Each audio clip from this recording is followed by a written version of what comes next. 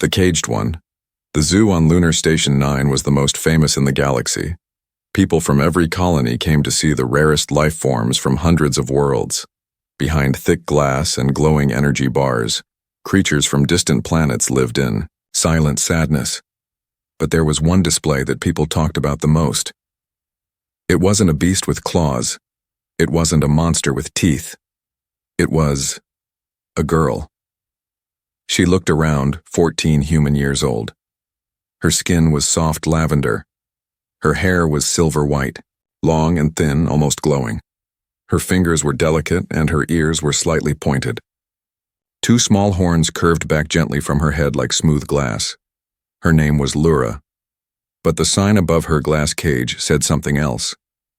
Alien specimen, class, non-sentient, species unknown. Children laughed. "Look, she's so small." One boy knocked on the glass. "Do you think it understands?" A mother smiled and took a selfie in front of her. So cute, like a space pet. Lura didn't move. She just sat there, curled up in a corner, her arms around her legs, eyes wide but empty, until Ben came. Ben wasn't like the other visitors. He didn't come to take pictures or laugh. He worked as a low-level maintenance worker on the station. His life was quiet, simple, a little boring, but every evening he stopped at the alien exhibit before going home, and every time he stared at her. Not like she was a pet, but like she was a person. He noticed her eyes. They weren't wild or empty. They were lost, like a kitten trapped in a storm. On the fifth evening, something happened. Ben stood quietly in front of the glass holding his food packet, and just watched her. For 10 minutes he said nothing. He just looked. Then Lura looked back, their eyes locked. For the first time, she didn't look away. Inside her mind, Lura didn't understand his words. She didn't know his name. But she recognized something in his face that no one else had shown her: kindness. Her race had no word for hope. But in that moment she felt something close to it. She moved, just a little. She placed her hand softly on the glass. Ben blinked in surprise. Then slowly he placed his own hand on the same spot, on the other side. The glass was cold, but something warm passed between them. A security bot floated by and buzzed. "Step back. Interaction with specimens is not permitted." Ben sighed and stepped back. Lura's hand stayed for a few seconds more, then dropped. But now Ben knew the truth. She wasn't a creature. She wasn't a display. She was alive. The next night, he returned again. This time he brought a small drawing. It was a cartoon of a cat, smiling, big eyes, tail in the air. He held it up to the glass. Lura stared at it for a long time, then very slowly. She smiled, not a full smile, just a small curve of the lips. But it was enough. Ben whispered, "Yeah, I knew you understood." From that day on, he brought her more sketches, stars, birds, flowers. Each one made her eyes brighter, but not everyone was happy about it. 2 guards stood nearby, watching. One of them, a tall man with a red beard, frowned. "That janitor's getting too close." The other nodded. "Just a matter of time before the higher-ups notice. It's just an animal. He's wasting time." They didn't know what Ben was planning. Ben didn't know either. But deep inside, something had changed. What started as curiosity had become responsibility. He couldn't walk away anymore, not when those lost kitten eyes followed him as he left, not when he knew she was in a cage that wasn't meant to exist. Something had to be done. That night, Ben didn't sleep. He kept seeing her face, not as a specimen, not as a creature, but as someone. And someone had to care, even if it was just one human. The first connection. The next morning, the zoo glass was cleaned. The old drawings, Ben's sketches, were gone. Wiped away, just like that. Ben stood in front of Laura's enclosure, feeling the anger rise in his chest. He had drawn every picture with care, not for attention, not for fun, for her. But the zookeepers didn't see it that way. To them, she was a display. To Ben, she was the only one looking back. Laura sat in her usual corner, her silver hair covered, half her face. Her knees were hugged tight to her chest. But when Ben stepped closer, she looked up, her eyes locked onto his face. And this time, she tilted her head like she was searching his mood. She noticed the missing drawings too. She noticed he was upset. And then something happened. She stood, for the first time in weeks. Slow, careful steps brought her to the glass wall. Her hands touched the smooth surface. Ben froze. This had never happened before. He didn't even breathe. Laura raised her finger and began to draw on the glass with her fingertip. A shape, a round head, 2 ears, a small smile, a cat. Ben's heart dropped into his chest. She remembered. His voice cracked as he pulled out a small marker from his pocket. Quickly, he drew another cat beside hers. 2 cats. Side by side, Laura stared at them. Then she pressed her forehead against the glass. Softly, silently. Ben did the same. No words, just connection. But in the shadows, someone else was watching. A small surveillance drone hovered near the ceiling, its lens recording every second. In a security room, a man in a navy blue uniform leaned back in his chair and grunted. Subject is now responding emotionally to human interaction, he said into a recorder. Phase 2 of neural behavior mapping complete, awaiting orders from upper command. His tone was cold, clinical, the way people talk about machines or test subjects. Back at the exhibit, the loudspeaker buzzed. The zoo will close in 15 minutes. All visitors please proceed to the exit. Ben stood still, not wanting to leave. But rules were rules. He held up one finger to Laura. 1 more day. She nodded slowly, a promise between strangers. A silent understanding. That, right. Ben opened his old storage locker at home and dug through dusty boxes. He pulled out a device, an old Earth language translator unit, broken, unused. He cleaned it, rewired it, worked all night under flickering lights, not because he thought it would fix her, but because he hoped she could be heard, and more than anything, he wanted to hear her. The next day, Ben walked into the zoo with the translator hidden in his work bag, not as a gift, as a step toward something real. But things had changed. The crowd at Laura's cage was bigger. People were pointing, laughing. Someone had uploaded a clip of her drawing the cat. It had gone viral. Alien girl can draw. Real-life space pet learns human shapes. They didn't see the meaning, only amusement. Ben pushed through the crowd. Laura stood at the back of her enclosure, staring at the glass.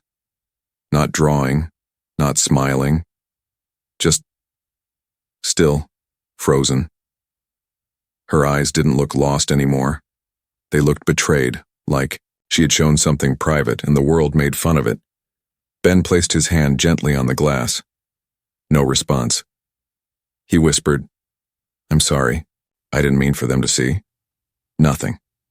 Then, her head turned, very slowly, and for the first time, Ben saw something terrifying. Tears. They shimmered like tiny diamonds on her violet cheeks. Ben clenched his fists. This was no game, no experiment, no alien attraction. She was hurting. And the worst part? No one else cared. That night, Ben made a choice. He wasn't just going to connect. He was going to free her, even if it meant breaking rules, even if it meant risking everything. Because he had finally realized she wasn't just looking at him like a kitten, she was looking at him like a friend. Eyes that remember Ben couldn't sleep. Every time he closed his eyes, he saw hers, those wide, glowing, tear-filled eyes. Not alien, not strange, just forgotten, alone. He sat on his floor, surrounded by printed reports, old data pads, and hidden files he wasn't supposed to have.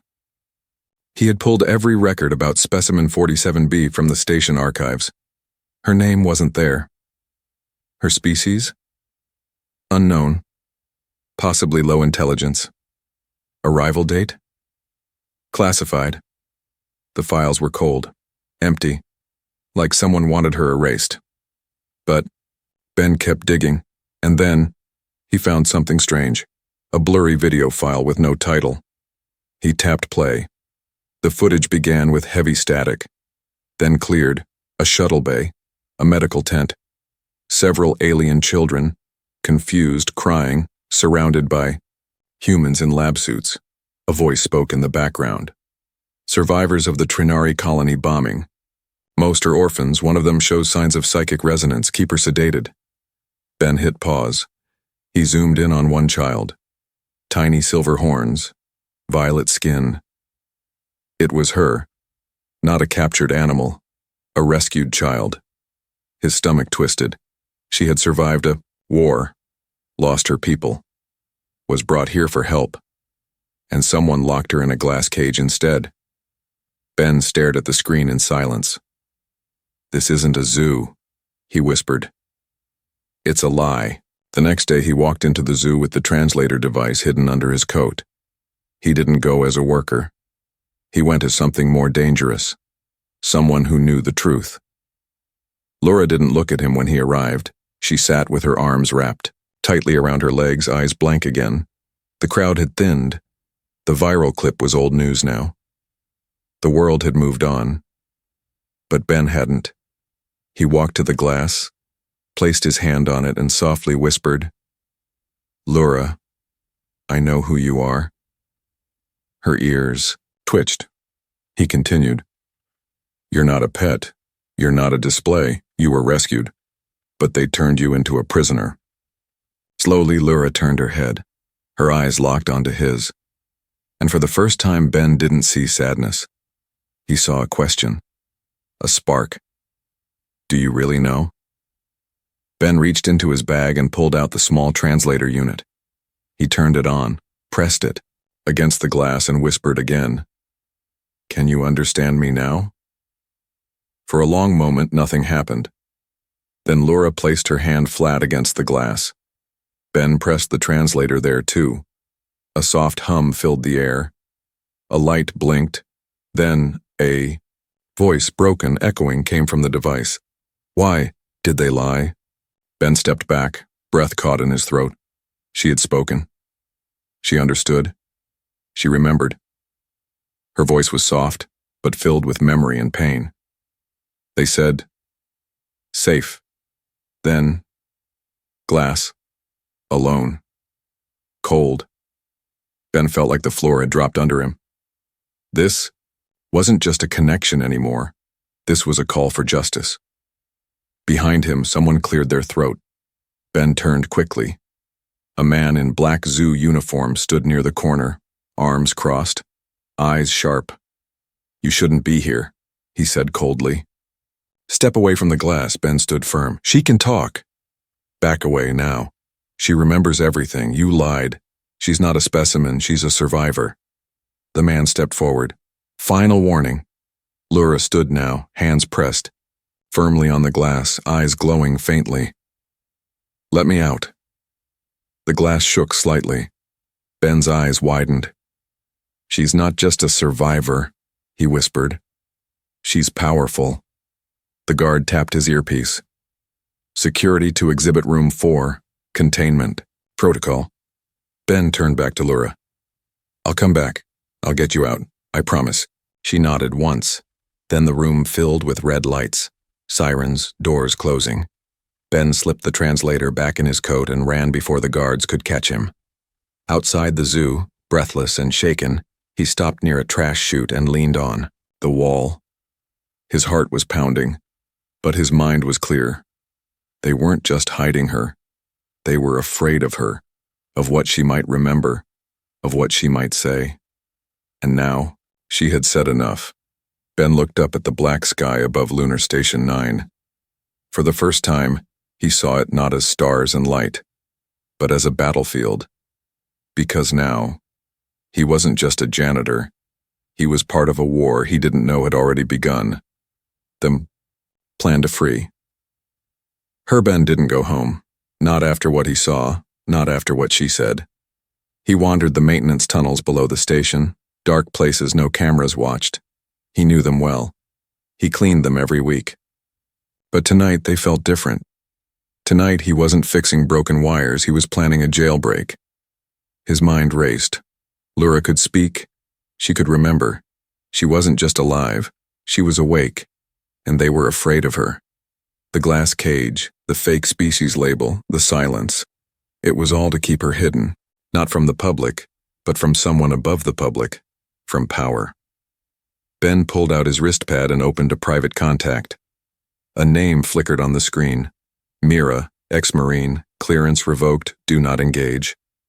He hesitated, then typed. Need. Extraction team. 1 passenger, not human, but not animal. Sending location. Seconds later, a reply flashed back. You always did pick impossible missions. Meet me at Subdock 3. 26 hours. Ben knew what that meant. He had 1 day, 1 chance, and 1 life to risk. The next morning, the zoo was full of guests again. School children. Tourists, diplomats, flashing cameras and happy noise, and behind the glass, Lura sat quietly, but her eyes weren't sad anymore. They were watching, waiting. Ben approached the glass like nothing had changed. No fear, no hesitation. Just another day, another look. He placed a small packet against the bottom corner. Inside, a tiny signal beacon hidden inside a snack bar wrapper. Lura saw it. She nodded once. At lunch, Ben met with an old friend in the shipping bay, a man named Kyron, who ran food supply to the upper decks. You ever seen the holding cages under the bow? Zo? Ben asked casually. Kieran shrugged. Couple times, why? Because there's something there that needs to leave this station. Kyron narrowed his eyes. Ben, what are you doing? Ben looked straight at him. The right thing. That night, the station prepared for its annual Moonlight Gala. It was the one night a year the zoo stayed open past dark, when the overhead light domes dimmed, and the artificial moonlight lit every room with soft blue glow. Guests would be distracted, security would be light, all eyes would be on the upper floor, but Ben wouldn't be there. He would be underneath, where secrets were buried and cages were locked. Or 4, Galactic Time. Lower Zoo Maintenance Tunnel. Ben wore a janitor's uniform, carried a tool cart, and walked with a bored expression. But inside the cart was something very illegal. A stolen key card, a tranquilizer pen, and 1 stolen stun grenade from Mira's emergency pack. He reached the back entrance of Lura's chamber. The camera blinked once, then cut. Mira had done her part. Now it was his turn. He swiped the card. The door opened. Lura turned. No words were needed. She stepped forward, slow but steady. She had been waiting. Ben held up a small hooded cloak and handed it to her. For your horns, he whispered.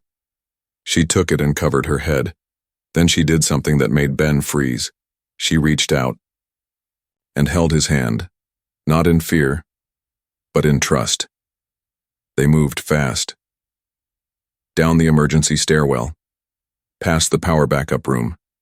Ben tapped into the station's main speaker loop and activated the gala music across the intercoms.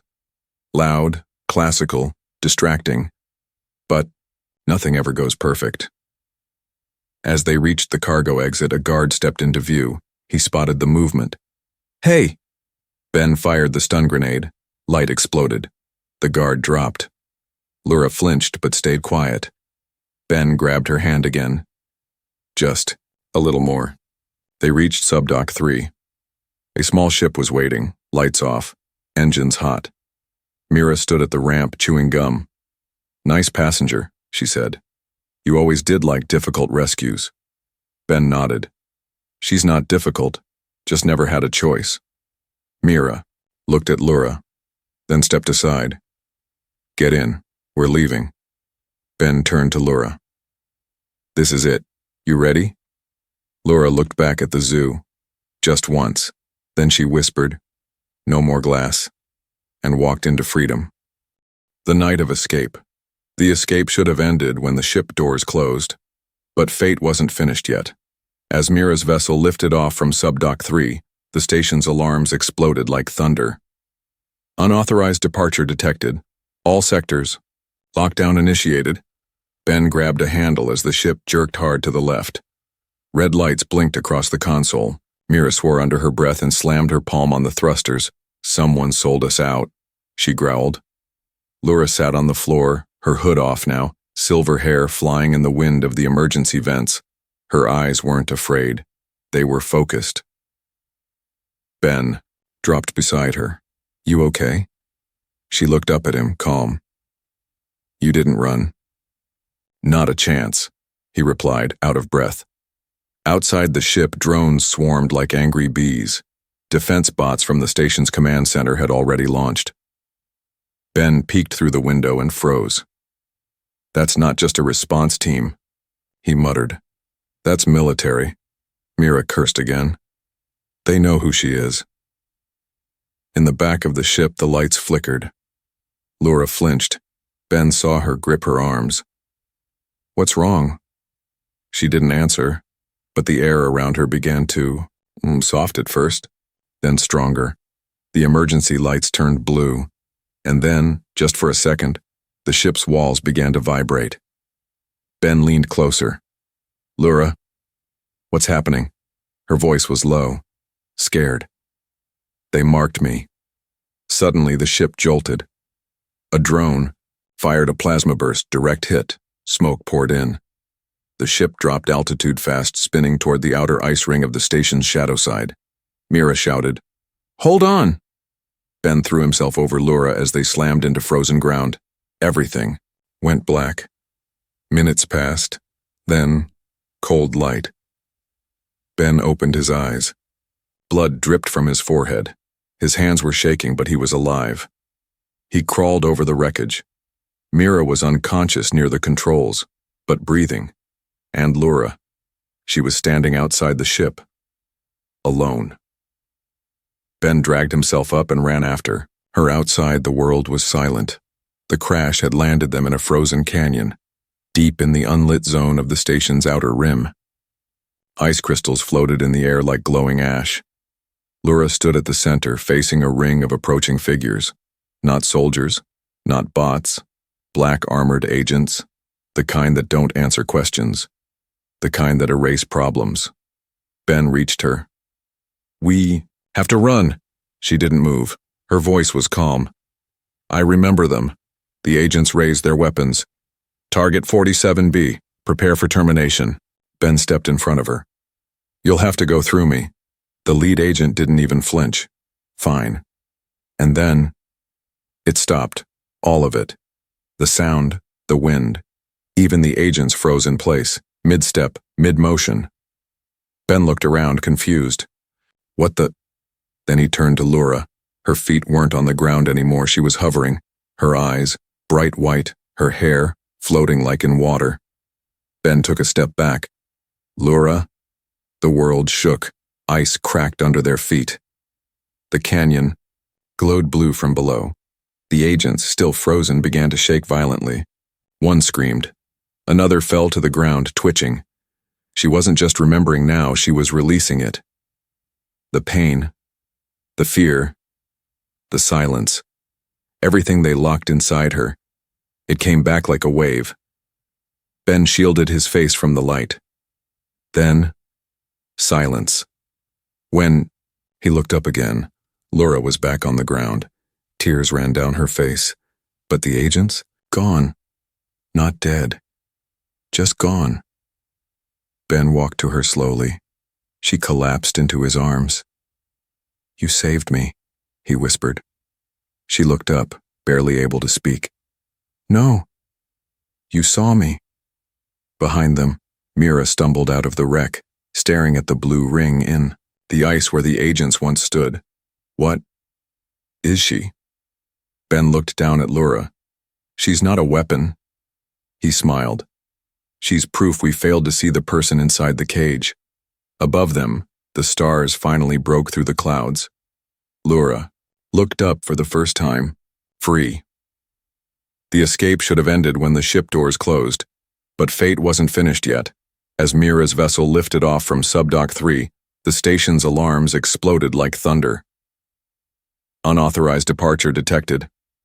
All sectors lockdown initiated. Ben grabbed a handle as the ship jerked hard to the left. Red lights blinked across the console. Mira swore under her breath and slammed her palm on the thrusters. Someone sold us out, she growled. Lura sat on the floor, her hood off now, silver hair flying in the wind of the emergency vents. Her eyes weren't afraid. They were focused. Ben dropped beside her. You okay? She looked up at him, calm. You didn't run. Not a chance, he replied, out of breath. Outside the ship, drones swarmed like angry bees. Defense bots from the station's command center had already launched. Ben peeked through the window and froze. That's not just a response team, he muttered. That's military. Mira cursed again. They know who she is. In the back of the ship, the lights flickered. Lura flinched. Ben saw her grip her arms. What's wrong? She didn't answer, but the air around her began to, soft at first, then stronger. The emergency lights turned blue, and then, just for a second, the ship's walls began to vibrate. Ben leaned closer. Lura, what's happening? Her voice was low, scared. They marked me. Suddenly, the ship jolted. A drone fired a plasma burst, direct hit. Smoke poured in. The ship dropped altitude fast, spinning toward the outer ice ring of the station's shadow side. Mira shouted, Hold on! Ben threw himself over Lura as they slammed into frozen ground. Everything went black. Minutes passed. Then, cold light. Ben opened his eyes. Blood dripped from his forehead. His hands were shaking, but he was alive. He crawled over the wreckage. Mira was unconscious near the controls, but breathing. And Lura. She was standing outside the ship. Alone. Ben dragged himself up and ran after her. Outside, the world was silent. The crash had landed them in a frozen canyon, deep in the unlit zone of the station's outer rim. Ice crystals floated in the air like glowing ash. Lura stood at the center, facing a ring of approaching figures. Not soldiers, not bots, black armored agents, the kind that don't answer questions, the kind that erase problems. Ben reached her. We have to run. She didn't move. Her voice was calm. I remember them. The agents raised their weapons. Target 47B. Prepare for termination. Ben stepped in front of her. You'll have to go through me. The lead agent didn't even flinch. Fine. And then, it stopped. All of it. The sound, the wind. Even the agents froze in place, mid-step, mid-motion. Ben looked around, confused. What the? Then he turned to Lura. Her feet weren't on the ground anymore. She was hovering. Her eyes, bright white, her hair, floating like in water. Ben took a step back. Lura? The world shook. Ice cracked under their feet. The canyon glowed blue from below. The agents, still frozen, began to shake violently. One screamed. Another fell to the ground, twitching. She wasn't just remembering now, she was releasing it. The pain, the fear, the silence, everything they locked inside her. It came back like a wave. Ben shielded his face from the light. Then, silence. When he looked up again, Lura was back on the ground. Tears ran down her face. But the agents? Gone. Not dead. Just gone. Ben walked to her slowly. She collapsed into his arms. You saved me, he whispered. She looked up, barely able to speak. No. You saw me. Behind them, Mira stumbled out of the wreck, staring at the blue ring in the ice where the agents once stood. What is she? Ben looked down at Laura. She's not a weapon. He smiled. She's proof we failed to see the person inside the cage. Above them, the stars finally broke through the clouds. Laura looked up for the first time free. She speaks. The fire crackled softly. Outside, the canyon was silent, broken only by the hum of the broken ship's power cell struggling to stay alive. Inside the wreck, Ben wrapped a thermal blanket around Laura's shoulders.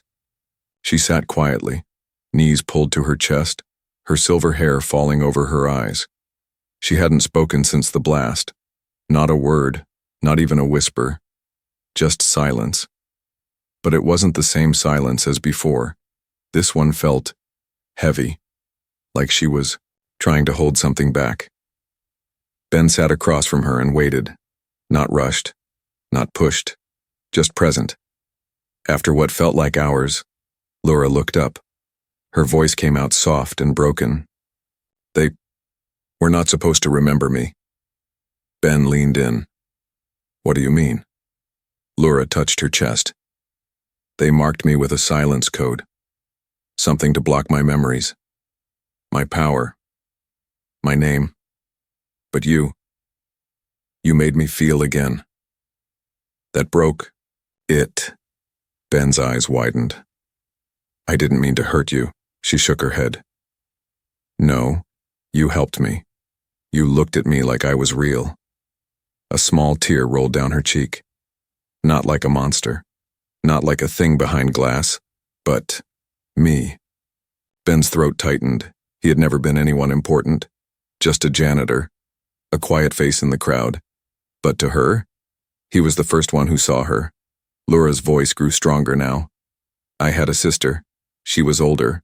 We were running. When the fire came, Ben didn't interrupt. She told me to hide in the mountain. She said the humans would save me. She stared at the floor. They did. And then they forgot me. Ben nodded slowly. Or maybe someone wanted the rest of us to forget you. Mira entered the cabin quietly with a datapad in hand. Her face was pale. You both need to hear this, she said. She placed the pad down. A video played, a classified news briefing. Dated years ago, a War Council meeting.